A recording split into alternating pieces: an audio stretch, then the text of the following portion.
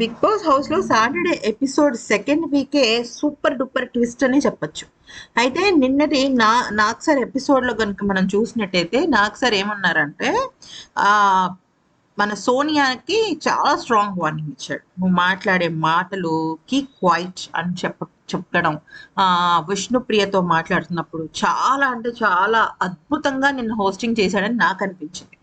అయితే నిన్న చాలా క్లియర్ గా చిన్నోడు పెద్దోడు అంటూ సోఫా మీద కూర్చుంటే గేమ్ రాదు సోనియా అంటూ క్లియర్ గా చెప్పినప్పటికీ కూడా సోనియా మళ్ళీ వెళ్ళి నిఖిల్ టీంలో జాయిన్ అవ్వటం అంటే నిఖిల్ ఆటను చెడగొట్టినట్టే కదా. దానికి తోడు అప్పటికే నిఖిల్ టీంలో విష్ణుప్రియ ఉంది.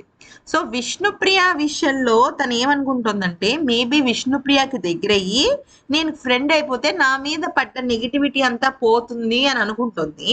అందుకనే నిఖిల్ పృథ్వీ వీళ్ళందరూ ఉన్న టీంలో తను జాయిన్ అవ్వాలని ఫిక్స్ అయింది. అయితే ఇక్కడ తన ప్లాన్ తనకు బాగానే ఉంది, కానీ ఇండైరెక్ట్ గానో డైరెక్ట్ గానో నిఖిల్ ఆట పాడైపోతుంది.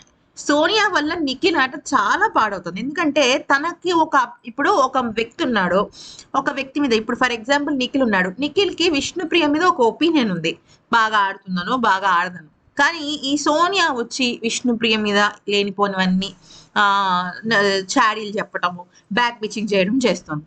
అలాగే శేఖర్ భాష విషయంలో ఇలా చెప్తూ ఉంటే తనకి తన ఓన్ ఒపీనియన్ పోతుంది. ఇన్ఫ్లుయెన్స్డ్ అయిపోతారు ఎవరైనా సరే, నిఖిల్ మాత్రమే కాదు, ఆ పొజిషన్ లో ఎవరున్నా సరే ఇన్ఫ్లుయెన్స్డ్ అవుతారు.